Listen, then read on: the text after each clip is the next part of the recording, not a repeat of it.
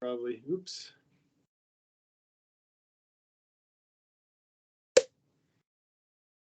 All right, so now we're going to get into integration in a few seconds, but before we do that, let's finish up this problem.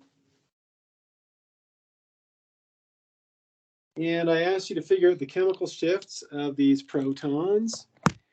And so if we look at the two protons in red, those are vinylic protons. We'll put here vinylic.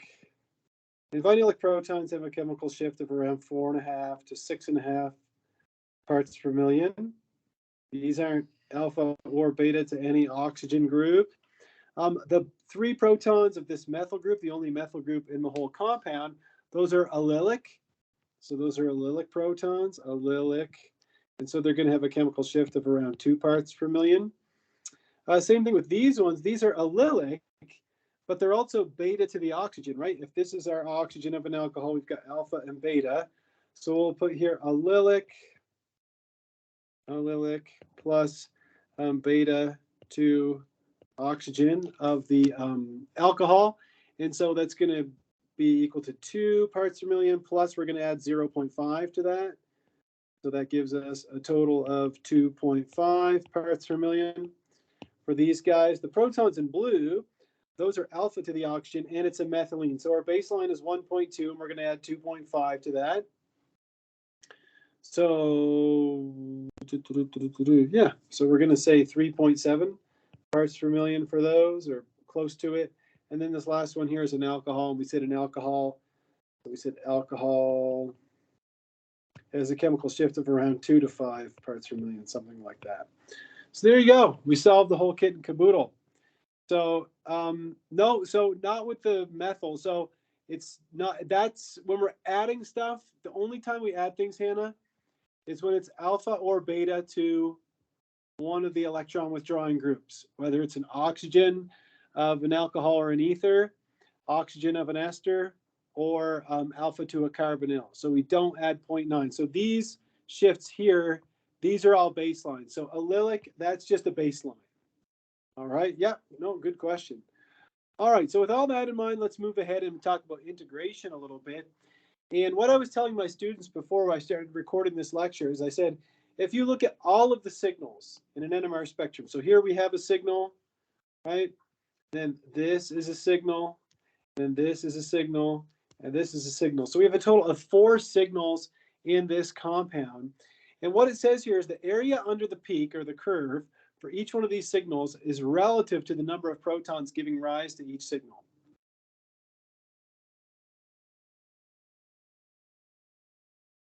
So let's see here. If we take a look at any of these signals, and let's just pick this one here, the one that's the most shielded. If you were to measure the area under this curve here, so we measured the area under this curve, and I'm really crummy at shading this in, okay? Mr. Dion's never good at coloring, okay? So if we were to shade in the area under this curve and we were to measure that, we would get a number that's got some kind of relationship to 42.2. Right, same thing if we shaded this one, and please don't make me do it for all of them, but if we did it here, we'd get some kind of number that's related to 28.4, and then if we did the same thing here, we'd get a number that's related to 40.2, et cetera, et cetera. And so we get these numbers 27, 40.2, 28.4, and 42.2. It is not abundantly clear how these are related to each other. So what we need to do is we need to figure out the relative ratio of each one of these numbers. And so what we do is we divide each one of them by the smallest number. So if we divide 27 by 27, 40.2 by 27, 28.4 by 27, and 42.2 by 27, we end up with these numbers here. We end up with 1, 1.48, 1.05, and 1.5. Now, there's no such thing as 1.48 protons. That's impossible. There's no such thing as 1.05 protons. But we can see that 2 of the numbers are very close to each other, right? Both of these are very close to 1, and both of these are very close to 1.5.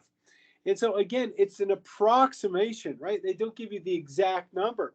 And so what we're going to do is we are going to say, well, if I was to say that both of these are close to 1, let me use my black pen here. I'll say both of the ones here are close to 1, and both of these are close to 1.5. Still, there's no such thing as 1.5 protons. That doesn't exist. And so what are we going to do to get these numbers close to each other? If we multiplied all those numbers by 2, then we get something that's closer to this. These two are very close to 2, and these two are very close to what? They're very close to 3. So that means that the two signals that are closest to 2, those would represent a relative number of 2 protons, and the ones closer to 3, that would represent a relative number of 3 protons. But keep in mind, it's a relative number. So it's a relative ratio. So if the ratio is 2 protons to 3 protons, it could also be 4 protons to 6 protons. It could also be 6 protons to 9 protons. We don't know, but we know it's a 2 to 3 ratio. Give me a thumbs up if you follow me on the idea that it's a ratio.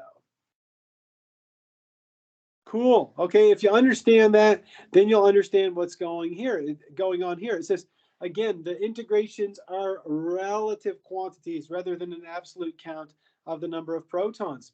So if we look at this compound, okay, if I redraw this compound down here, all right, we've got these 4 protons that are all chemically equivalent, right? And then we have these 6 protons that are chemically equivalent. But if we run the NMR on this, what we find is that we get a ratio of 2 to 3.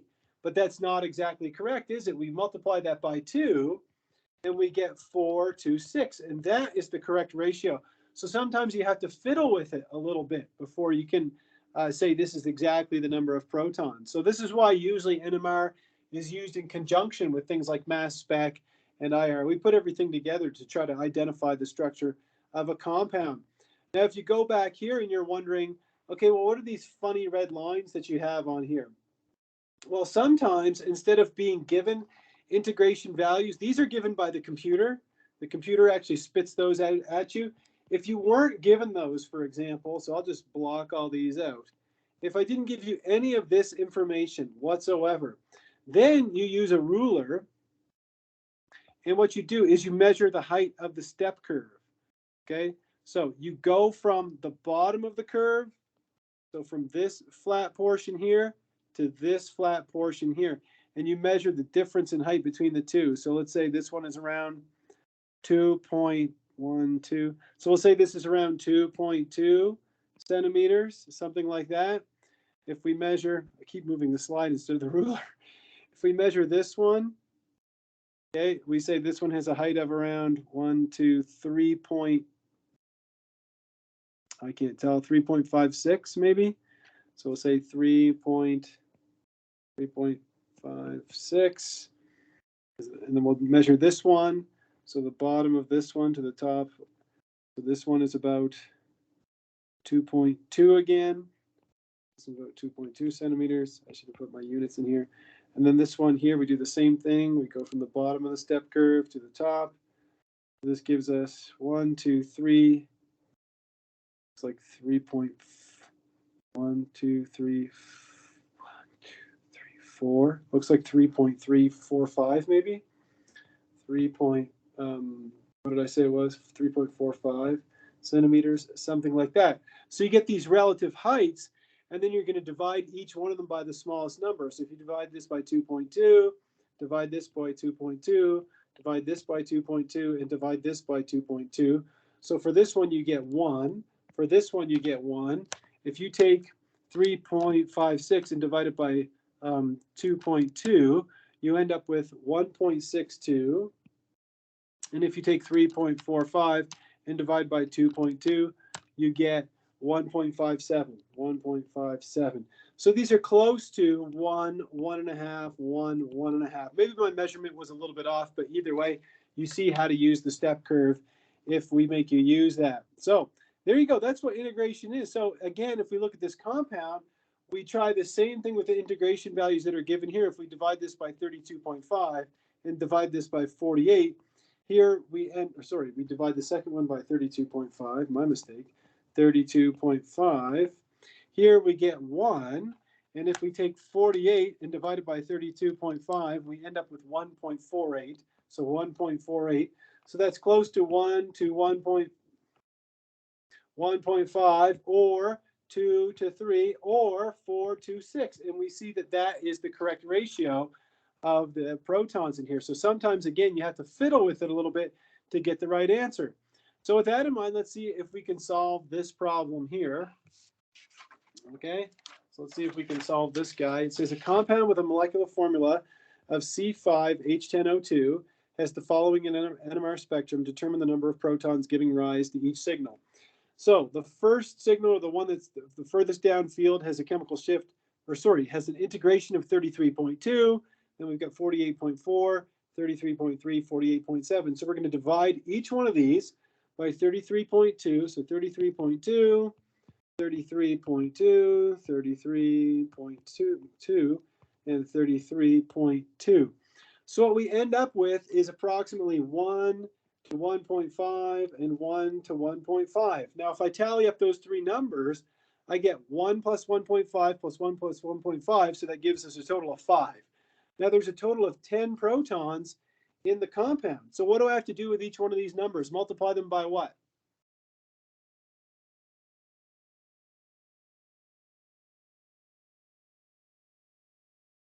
There we go. We're going to multiply the whole thing by 2. And so if we multiply all of this by 2, we get 2 protons, 3 protons, 2 protons, and 3 protons. So now we know the number of protons giving rise to each one of these signals. Perfect. All right, we can do the same thing here. This one is C10H10O. So you can see the lowest number here is 17.1, divide by 17.1, divide by 17.1, divide by 17.1. Now remember, these numbers aren't going to be bang on, okay? They're not going to be perfect, but the first one gives you the number 1. This one gives you 5. This one gives you close to 1. And this one gives you close to 3. So if I add up 1 plus 5 plus 1 plus 3, that gives me 10. So there's no need to change any of these. So that means that the signal, the furthest downfield, is 1 hydrogen. The second one is 5 protons. This one's 1 proton. And this one is 3 protons. And there you go. Hot dog, we have a wiener. We've finished integration. So with that in mind, let's move forward and get into multiplicity. And multiplicity is the number of peaks in a given signal. And I tried to introduce this to you from the very beginning. If you have, for example, if you've got 4 peaks like this, we call this a quartet. If you have 3, it's a triplet. 2, it's a doublet. 1, it's a singlet. Then we can have quintets, sextets, and septets. Octet, not really. We don't see those things a whole lot. But if you're wondering, if you go back to all these NMR spectra, you can clearly see that, for example, this is a triplet. Right? We have a triplet here. If you count this, this is 1, 2, 3, 4, 5, 6. So this looks like a sextet. Here, this is a singlet. There's just one signal. Over here, this one is a triplet.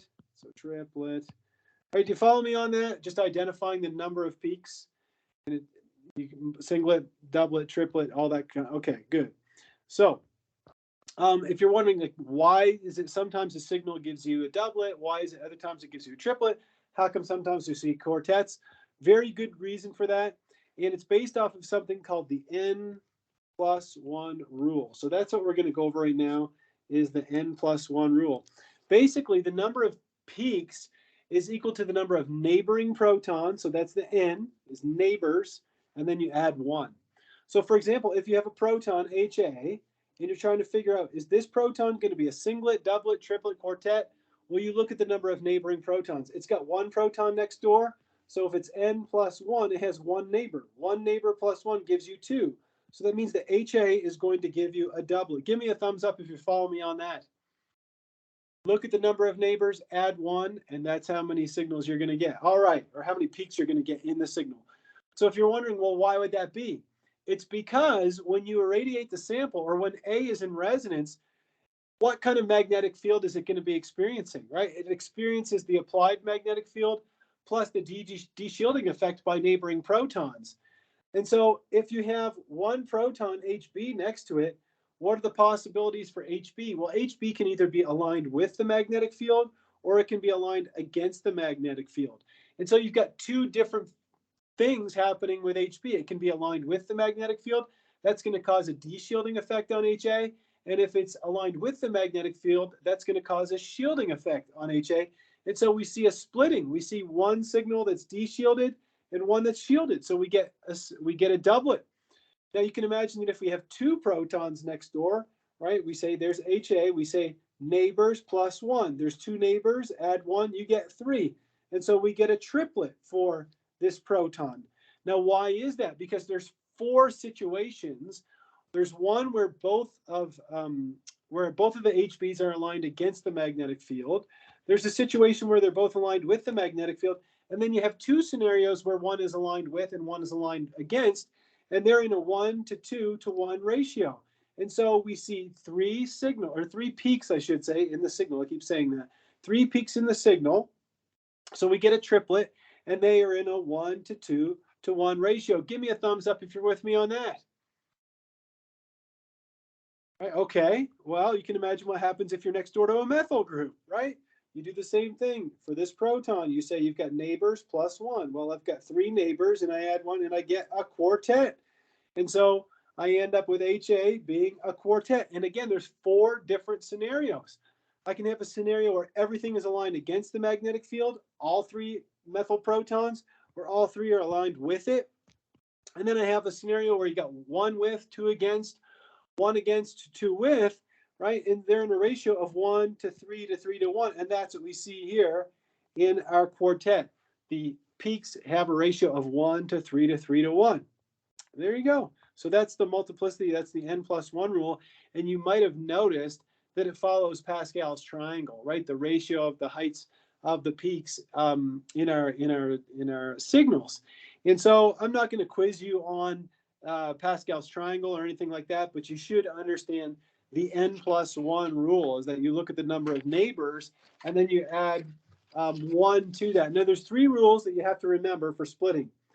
The first one is equivalent protons don't split each other because they resonate at the same time, okay? So they're not going to split each other whatsoever. So if you have protons that are homotopic or enantiotopic, they don't split each other.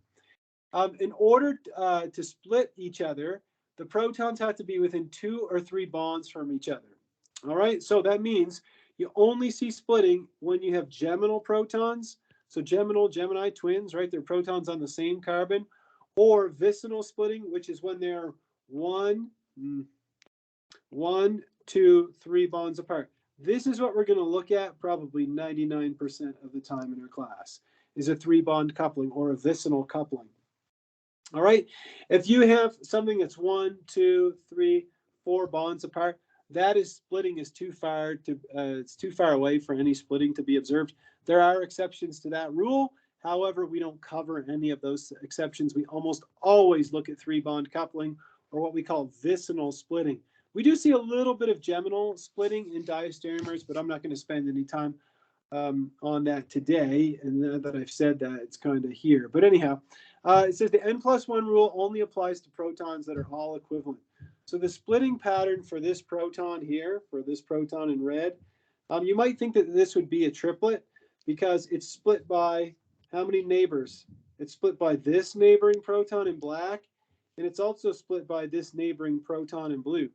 But because the proton in black, so look, if we count this way, 1, 2, 3, and if we count this way, 1, 2, 3. So the proton in red is going to be split by the proton in black and the proton in blue, but you're not going to get 2 plus 1. You might think, oh, it's just going to give me 2 plus 1 equals triplet. It doesn't work that way. The reason why is because the proton in black and the proton in blue are not chemically equivalent. So they're going to actually split a little bit different. So you're going to get a doublet of doublets in this case. The one in black will split it as a doublet, and the one in blue will split it as a doublet. So you get 2 doublets, and I'll talk more about that next class. I'm going to save that for next class because it's kind of a difficult topic. One more thing I want to go over with you today before we call it an end to the lecture today for June 15th. Is that you probably noticed that there's a distance between the peaks in a doublet, triplet, quartet, quintet, etc. We call that distance between the peaks, we call that the J value or the coupling constant. Now, we're never going to measure coupling constants in this class. I don't get my students to do that. We do it in organic chemistry for chemistry majors, but not in the non-majors class. What I expect you to know about coupling constants in this class is this. If protons are splitting each other, they are going to have the same coupling constant. That's really all you need to know. in one more thing is, you remember I told you that the more expensive your spectrometer was, the better resolution you're going to get. Well, check this out. The spectrum on the left here, this was run on a 60 megahertz spectrum, and the one over here was run on a 300 megahertz spectrometer. So this one is going to be cheap, and this one is going to be a lot more expensive, and a more expensive magnet. Now, what's the difference? You end up with the same thing. You end up with, these protons here are next to 3 protons, so you get a quartet. But you can see that in this one, you get 1, 2, 3, and the 4th signal is buried under the singlet from C, whereas in the more expensive spectrometer, you get better resolution. Okay, so you get better resolution because the coupling constant is a smaller percentage of the overall number of hertz available when you have a higher field strength instrument. All right, and the last thing I want you to know about coupling constant is that if you have protons that are splitting each other, the distance between the peaks is going to be the same. And all you have to do is eyeball it. So you can see that the distance between the peaks in this quartet and the distance between the peaks in this triplet are identical, right? You can see they're very close to each other. But if you look down here, this is a triplet and this is a quartet. There's no arguing that. But you can see the distance between the peaks here is way, way bigger than it is over here. So those are not splitting each other. They have to have the same distance between the peaks in order for us to say they are splitting each other. Okay, to finish up the lecture today, there's 3 scenarios of splitting that are very commonly seen in organic chemistry that we'll expect you to recognize. One is if you have a singlet that integrates for 9 protons, that would mean that you have a tert-butyl group. Okay, a tert-butyl group is you've got an integration of 9 and you've got a singlet, right? Because you have 1 carbon here in the tert-butyl group and it has no hydrogens attached. Therefore, these 9 protons cannot be split by anything. And if you're thinking, well, why don't they split each other? They can't. Protons that are chemically equivalent cannot split each other. And so we see a singlet. So we get a singlet that integrates for 9 protons. That's a tert-butyl group. The next one is if you have an isopropyl group. So remember, isopropyl looks like this. So you have a CH, and then you have CH3 and CH3 here. Well, what kind of splitting would you get? If you look at this proton, it's going to be n plus 1. You've got 6 neighbors plus 1, so that gives you 7. So you get a septet that integrates for 1 proton. For the protons in blue, these are all chemically equivalent, and so we get neighbors plus 1. You've got 1 neighbor plus 1 gives you 2. So you get a doublet that integrates for 6 protons. So if you have a septet that integrates for 1 and a doublet that integrates for 6, that's a dead giveaway that you've got an isopropyl group. And the last one was the ethyl group. Okay, if you have an ethyl group, it will give you a triplet for the methyl group. So you have 3 protons, it's got n plus 1, so that's 2 plus 1 gives you 3. So a triplet that integrates for 3. And if you've got 2 protons that give you a quartet, so these 2, you go n plus 1, so 3 plus 1 gives you 4. So you get a quartet that integrates for 2, and that means if you've got both of those things, you have an ethyl group. So there you go. Complex splitting, I'm not going to go over this. I'm going to save this for next class because I want to get us some practice on splitting first. And there are some situations where you don't get any splitting at all. If you take a look at ethanol, so if we take a look at a molecule like ethanol, if I draw out the Lewis structure of ethanol, okay, very carefully, like this, it turns out that the proton in ethanol is not going to split anything, and that's based off of something called hydrogen exchange. So I'll get to that in a second. But if we look at these 3 protons in the methyl group, what are they going to be split by? They're going to be split by the 2 protons in the methylene. So we take neighbors plus 1, so n plus 1. So we take n plus 1. It's got 2 neighbors. We add 1, we get 3. And so we get a triplet that integrates for 3 protons. So this is our methyl group, right? We get a triplet that integrates for 3 protons. For the methylene, we do neighbors plus 1. So we have 3 neighbors plus 1 gives us 4. So we get a quartet that integrates for 2 protons. And I told you the hydrogen from the alcohol doesn't split at all, and I'll explain to you why that is. So this will give you a singlet, which is this peak right here, that integrates for 1 proton. Now, why doesn't the hydrogen of the alcohol split anything? It's because it's so labile to any acid present in solution that it ends up being exchanged with other protons in the solution, and it does it so fast that you don't see any kind of splitting. It's impossible to see that. It says the exchange blurs the shielding and deshielding effect of the neighboring protons, so that the singlet, in fact, oftentimes in alcohol, will have a broadened singlet. It'll look kind of like this maybe. And yeah, it's not very pretty, but that looks more like a Boltzmann curve. But anyhow, you'll see a broad thing like this that integrates for 1 proton, and it means you've got a hydroxyl group. So with that in mind, we're going to figure out the multiplicity of each of the protons in here. So let's take a look at a couple of these. So we've got these 3 protons here in the methyl group. Could anybody tell me, are these 3 protons going to be split by anything? Are these 3 protons going to undergo any kind of splitting? Do they have any neighboring protons? Right. So what I'm asking is, does this neighboring carbon to this carbon, does it have any protons attached to it?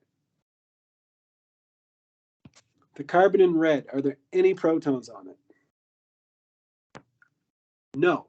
So therefore, it's not split whatsoever. So for these blue protons, we have n plus 1 is 0 plus 1. So that means we get 1. So this is going to be a singlet that integrates for 3 protons.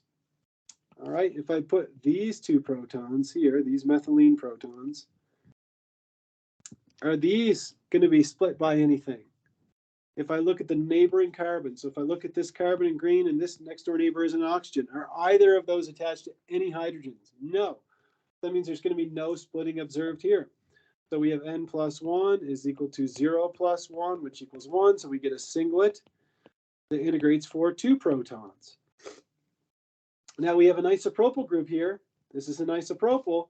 So if I look at this proton in red, n plus 1, well, how many neighbors does it have? 1, 2, 3, 4, 5, 6. So we're going to write 6 plus 1, which equals 7. So this is going to give us a septet that integrates for 1 proton. And finally, for these guys here, right, these are all chemically equivalent. These 3 protons and these 3 protons are chemically equivalent. So we have neighbors plus 1. They've got 1 neighbor, which is that methine proton. So 1 plus 1 equals 2. So we get a doublet that integrates for 6 protons. And there you have it. So we figured out all the splittings in this compound. So before for class on Monday, what I would like you to do is I want everybody to try to solve this problem. And I would also like you to try to solve this problem as well. So we'll save this for Monday, June 15th. All right. June 15th is today. That's my mistake. So it's Monday, June 19th. So June. There we go. All right.